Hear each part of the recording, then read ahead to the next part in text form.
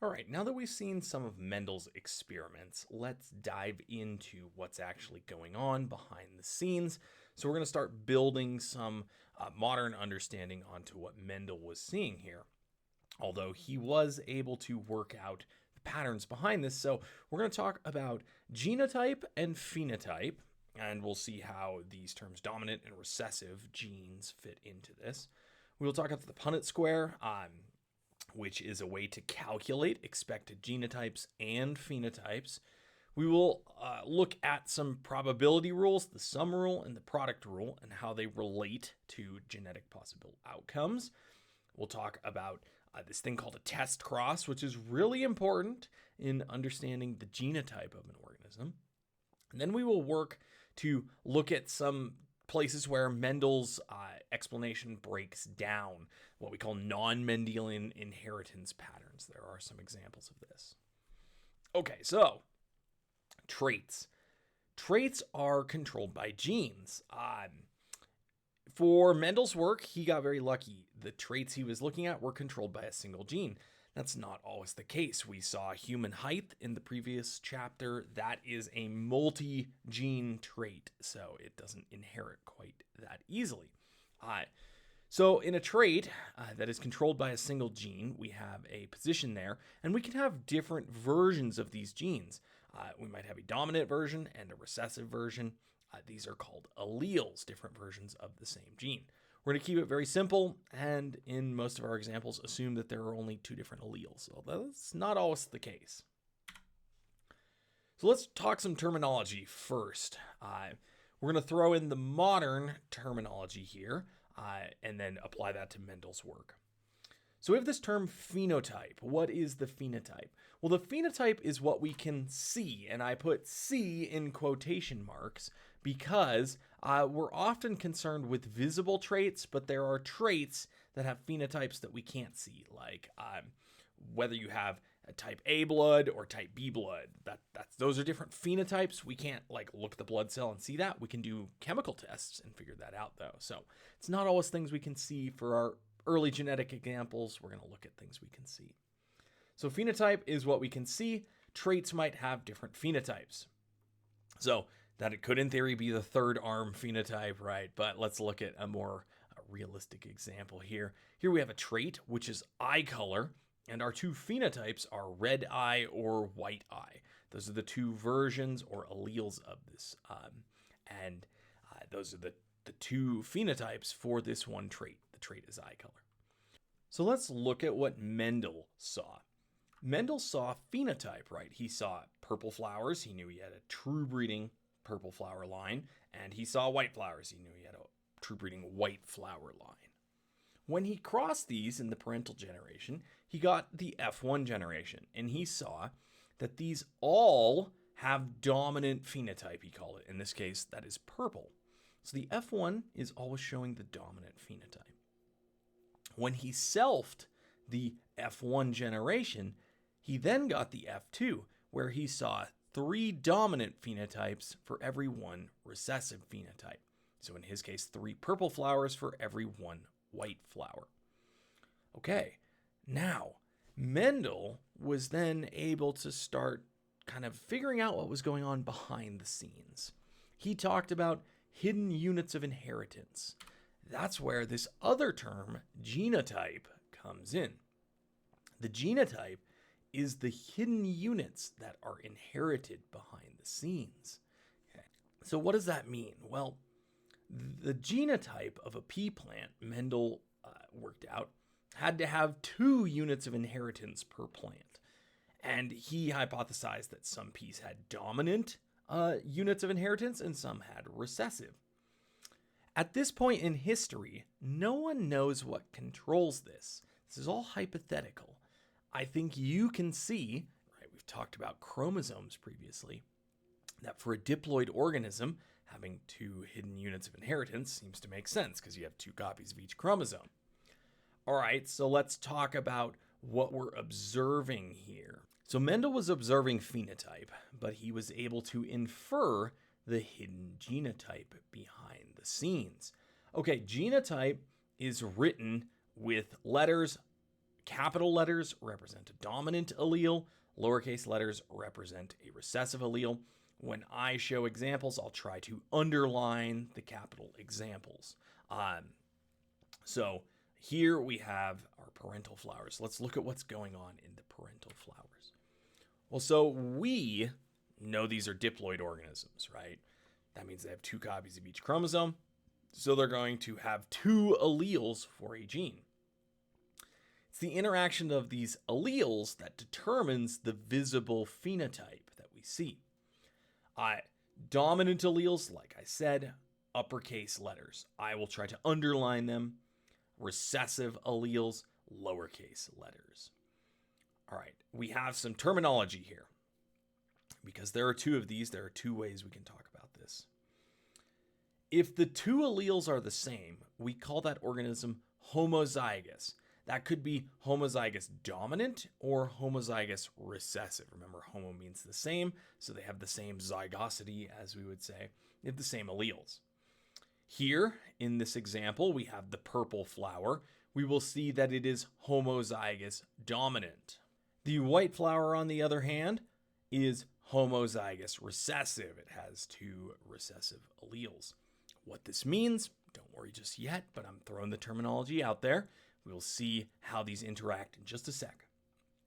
Okay, there is a second possibility. If we have 2 different alleles, like if it was a big P and a little p in a plant, we would call that organism heterozygous. So let's take a look at what happens when we cross the parental generation. So looking behind the scenes, we have the parental generation. We have a homozygous dominant genotype plant and a homozygous recessive genotype plant.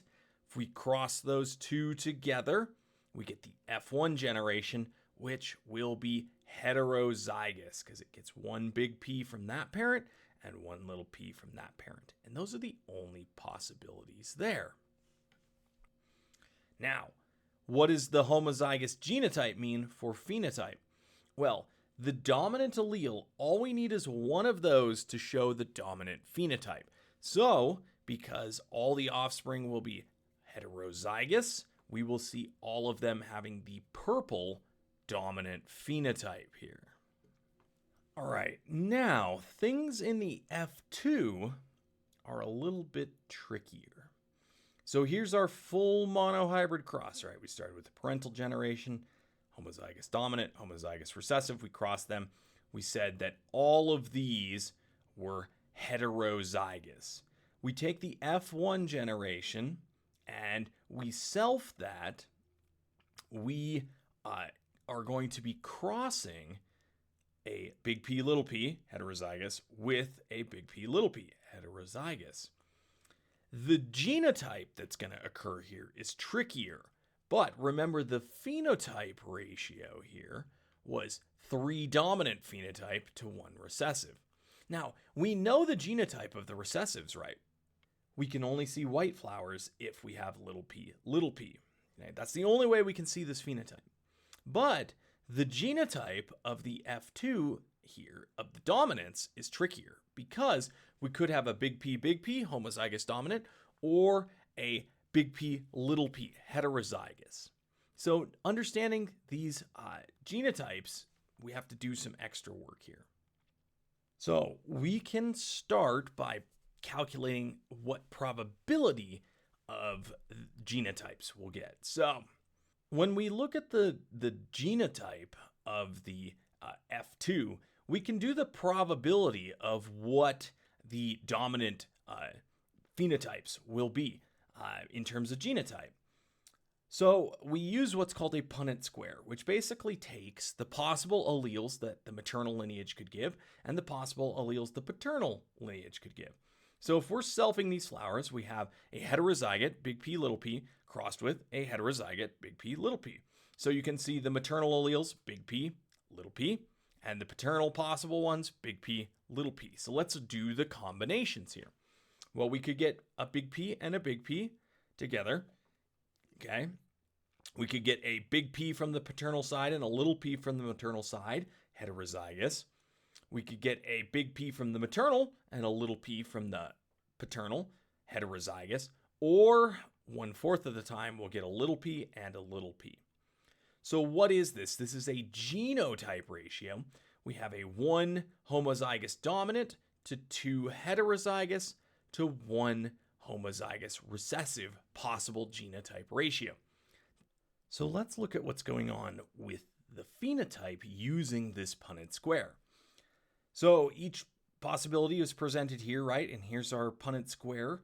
You will see that 3 of the possible genotypes lead to dominant phenotype, in this case, purple flowers. 1 of the possibilities leads to the recessive phenotype, in this case, the white flower. So there's a 1/4 chance we'll get a white flower and 3/4 chance that we will get a purple flower. What about the genotype ratio here? Well, it would be 1 homozygous dominant to 2 heterozygous to 1 homozygous recessive here. Now, the 3 purple dominant phenotypes have 2 different types of genotypes, right? There's 2 possible genotypes that can be present here. This pattern holds true for any Mendelian trait with a dominant and a recessive allele. So it could be P flower color, it could be P color in terms of the seed or seed shape or things like this. These 2 ratios are always there. So please know the F2 phenotype ratio and the F2 genotype ratio. So let's look at a monohybrid cross for a different trait. Here we're looking at traits of seed color. We have yellow seed color and green seed color. Now, Mendel was able to figure this out just by looking at the phenotype. So he had yellow true breeding and green true breeding. We now know these would be homozygous dominant and homozygous recessive. How do we know yellow is dominant? Because when we cross these two, the F1 phenotype, whatever the F1 phenotype shows up as, that is our dominant phenotype because they're heterozygous. So whichever one it shows up as, that's the dominant. So yellow is dominant. When you self the F1s, you have a 3/4 chance of being dominant phenotype and 1/4 chance of being recessive. And our genotype ratio, we'd get 1 homozygous dominant to 2 heterozygous to 1 homozygous recessive. So by doing this and figuring out this probability and working backwards, Mendel was actually able to figure out what's going on here. We now know that chromosomes control this, right? Let's go ahead and do an example here. So we're going to do a practice monohybrid cross, and the trait we're looking at is flower color. We have 2 different phenotypes for this flower color. We have violet flowers and we have red flowers. So I have given you the parental generation here, and I've told you that there is a true breeding violet flower and a true breeding red flower. It is up to you to figure out which is dominant, which is recessive, what the genotypes are, things like this. So let's go ahead and go through it. So first question, what's the first step in a monohybrid cross? What do monohybrid crosses do? Okay, once you've figured that out, I also will ask you the question, can you tell the genotype of these flowers? So go ahead and pause the video, think about what you'll do next and what the possible genotypes are. Okay, so for a monohybrid cross, we take the true breeding parents and we cross them. Now, we don't know which one of these is dominant or recessive at this point. We will need some information about this later. So we cannot tell the genotypes at this point. Okay, so what do we get from crossing the 2 true breeding parents? Well, we get the F1 generation here, and we find that the F1 generation shows all red flowers. Okay, for this question, you're going to use big X as the dominant allele and little x as the recessive allele. So, first question, which phenotype is dominant? Second question will be, what is the genotype of the F1 plants? And then what are the genotypes of the parents? So let's go through these in order. Go ahead and pause the video and think about which phenotype is dominant in this example. In a monohybrid cross, the F1 generation always shows the dominant phenotype. So in this case, red flower color is dominant. Okay, so we know which phenotype is dominant. Let's look at our next question. So our next question is, what is the genotype of the F1 individuals? Go and pause the video, think about this. Okay, the F1 generation is always heterozygous for its genotype. So it will be big X, little x. Okay, excellent. So we know which trait is dominant, and we know the genotype here. That enables us to do a lot of things. So now let's go back to our last question and think about what are the genotypes of the parents. So go ahead and think about what the genotypes of these parents are. Pause the video. Okay, so think about which is dominant and which is recessive here. So we said that red flower color was dominant because we see that in the F1. That means our true breeding red flowered parent will be homozygous dominant, big X here. And our true breeding violet flower here, that is the recessive version, so that will be little x. All right, so we have all our information here. Let's think about the next step. So what do we do next in a monohybrid cross following Mendel's pattern again? Okay, for a monohybrid cross, we would next take the F1 generation and self them, cross them with themselves. So what does that give us? Well, here's where our Punnett square comes into play. So I need you to think about what alleles each parent can give to the F2.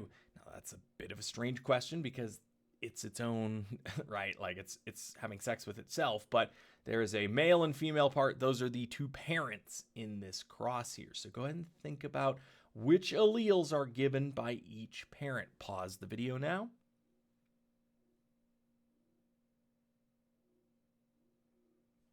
Let's say, I don't know, this is the female side, the stigma.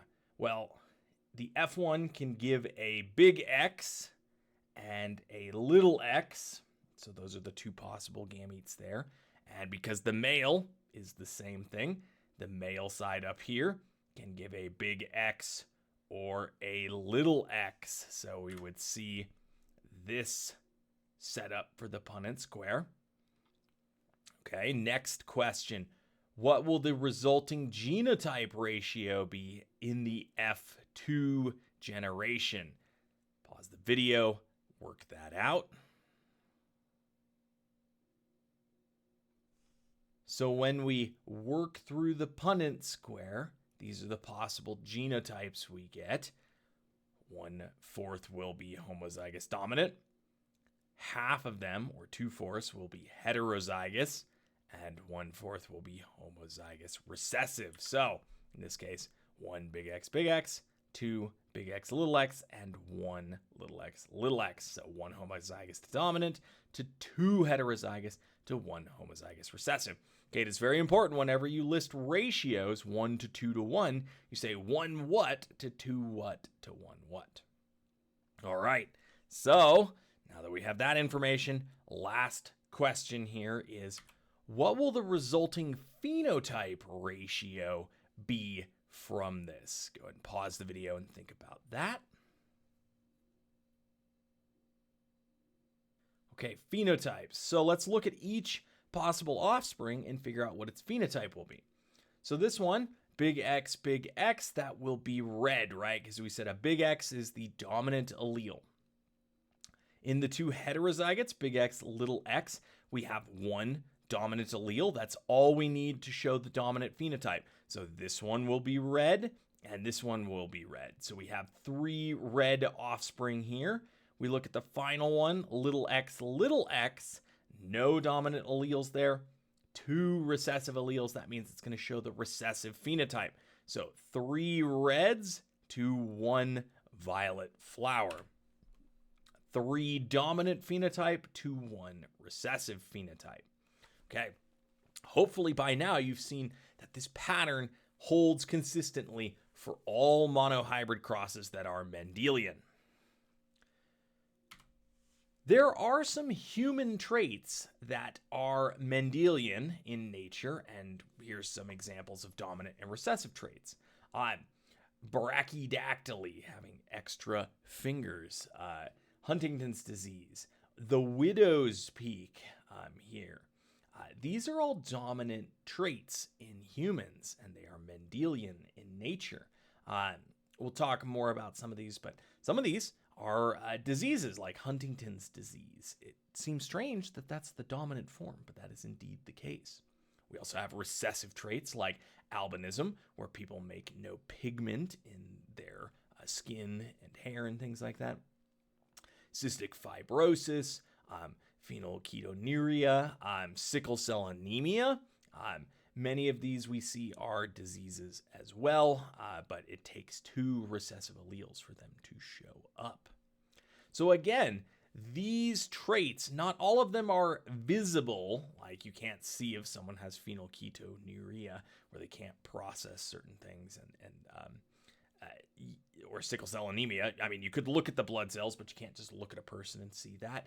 So sometimes the phenotype is not visible per se, but it's like we could test it with biochemistry. So there's a question here, though. In our example here, we know that the F2 will have dominant phenotyped flowers. And let's look at Mendel's example. In the F2, he got 3 purple flowers for every 1 white flower. But there's a problem. Mendel couldn't just look at the flowers and determine the genotype. So how do you figure out if the F2 flower is a homozygous dominant or if it's one of the heterozygotes? How do you go about figuring out this genotype? We know the recessive phenotype flowers, the white flowers, have to be little p, little p. So how do we figure this out? And here's a hint. Mendel could figure this out. Think about what Mendel's done in all of his experiments so far. Spoiler alert, he has crossed flowers together. So this leads us to an important type of cross called the test cross. The test cross is testing the genotype of a dominant phenotype individual. So we would say that this individual is big P question mark, because we don't know, is this a little p or a big P here? Okay, we need to figure that out. And to do that, we're going to do a test cross. By doing the test cross, we're going to take the dominant phenotype individual and cross it with a recessive phenotype individual. Why is that important? Well, as I said, we know the recessive individual has to be little p in this case. And the offspring ratio of phenotypes will tell us whether this is a homozygous dominant or a heterozygous individual. So let's look at the test cross in a Punnett square. Okay, so we know the recessive phenotype can only give recessive alleles, so little p here. In this case, though, we know there will be a big P here somewhere, but we don't know, is this big P or little p? Let's look at both of those possibilities. Well, if it was big P, that's one possibility, or it could be big P, little p. Now, let's look at the phenotype ratios from them. So what will the phenotype ratio be over here? Well, we have big P, little p, dominant phenotype, big P, little p, dominant phenotype, big P, little p, dominant phenotype, big P, little p, dominant phenotype. So in this instance, all of the offspring would show dominant phenotype. Over here, big P, dominant, big P, dominant, little p, recessive phenotype, little p, recessive phenotype. We have a different ratio here. So in a test cross, if the parent was a homozygous dominant individual, all of the offspring will show the dominant phenotype. In the other example, though, if the parent was heterozygous, they will show one dominant to one recessive in their phenotype offspring here. What about humans? How do we figure out human genotypes? Well, do we do a test cross? Well, I don't think anybody's going to agree to that to figure out their genotype. They're going to have offspring. Number one, no one's got time for that. Plus, you wouldn't get enough offspring to measure this ratio anyways. It would take a really long time, and you still wouldn't really get enough offspring to have good, reliable statistics to tell us that. So how do we go about figuring this out? Well, we're kind of at the behest of what nature and society has already provided. So in humans, we have to look at what's called a pedigree, which is basically a family history chart. This is why humans are terrible to work with for genetics. They never breed the way you want them to, right? They won't do the things you want them to do. So looking at a family history called a pedigree, this is a chart that maps the family history and the patterns of inheritance for a trait. So let's first look at this and then we'll address this question. So here's our first generation. You can see the key down here. Males are squares, females are circles. If they are yellow, we call them unaffected. In this case, this is for alkaptonuria, which is a metabolic disease. If they are blue, they are affected. So we can see here in this first generation, we have an affected male that reproduced with an unaffected female. Okay, we don't know their genotypes yet. We can see that there was a affected male that was born from this mating here. Okay, that affected male bred with a heterozygous female and produced 3 offspring. One was an affected female, one was an unaffected male, and the other was an unaffected female. Okay, and then we can follow this one down here and this one down here, and we see that this offspring was homozygous recessive and was affected. So it's looking by this pattern that perhaps only the homozygous recessive individuals are affected. So what's the genotype of 1? Well, I'm going to guess that it is a homozygous recessive. Okay. So what does that mean about the genotype of individual number 2? Well, here's where we need to use some logic, right? So if this is a, and we know their child was a, how could we possibly get that? Let's rule out what we can't have. We cannot have this individual be a, because they would be affected, right? If they were homozygous recessive, they would show the disease. So that's out. We also know they can't be homozygous dominant. If they're big A, their offspring would be big A, right? And they would not be affected. So we have to know now that this is a heterozygote, big A here, okay, using that logic. Okay, go ahead and think about this parent here, what their genotype would be. All right, so again, we have the problem here. What's the genotype here? Well, again, a from a parent.